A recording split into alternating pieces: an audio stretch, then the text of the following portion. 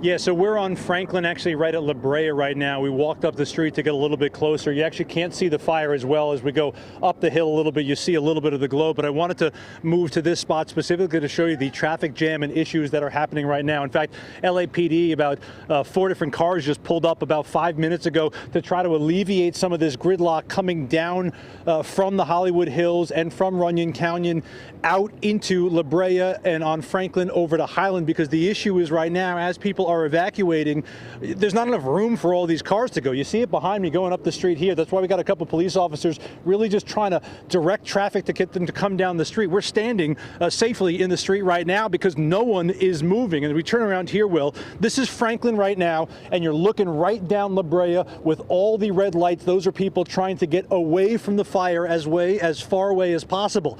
Now, keep in mind, just about 10 minutes ago when we spoke with you, we were physically on Franklin, maybe 4 or 5 blocks in that direction towards Highland. That was jam-packed going that direction as well. Folks here trying to get out really any way they can because of the evacuation we see over and over again. Check out behind me, guys with backpacks, with duffel bags, with suitcases. They're trying to get out of town. Some people, whether they're leaving hotels or leaving apartment buildings, are trying to leave.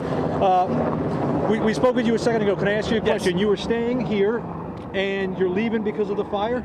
Yeah, I mean, I live here. I've been here for 21 years, but yeah, it's time to get out, I think. When you see the fires all in the other places, whether it's Pacific Palisades or Altadena, were you thinking, let me pack a bag now, or did that just come in the last couple hours? It came in the last couple of hours, yeah. Even though, I've been waiting for Runyon. I've lived here 16 years this place for finally have a fire, and I guess it finally happened.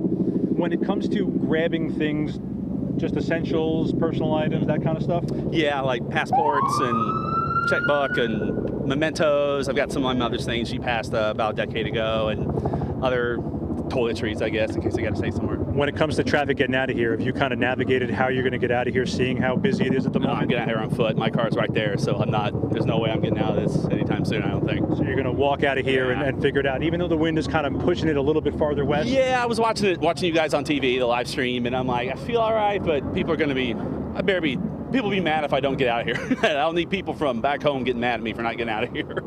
That's the smart move. Right, I appreciate it. right. Thank you for your time. Interesting point, too, because some of the folks we spoke to out here said, yeah, the wind isn't pushing the smoke in this direction. We were in Altadena most of the afternoon, and it's obviously been really smoky. Here, it's not that bad. You do notice a breeze out here. That's one thing I did notice right when we got out of the car here, is there is a pretty steady breeze. It's not windy, but it's certainly breezy, adding fuel to those flames, and that's why I think a lot of these folks, especially after the images we've seen over the last 24, 36 hours, people here are realizing it's not worth it to stick around or to hang around a little bit extra to maybe make it if the fire goes in the other direction. So that's why we're seeing this. But as you guys mentioned, we're looking down La Brea. Right across here, the cross street is Franklin, but we did have LAPD show up a short time ago to try to help with the traffic a little bit, because you have a whole lot of people in these cars especially coming down from the Hollywood Hills trying to get as far away from this fire as possible, in addition to the folks who live in the many apartment buildings right here off of Franklin and Hollywood who are just too close for their own comfort and trying to get as far away from this fire as possible. Obviously, this is a developing situation with these cars moving. We're going to keep an eye as we see another police officer come up behind me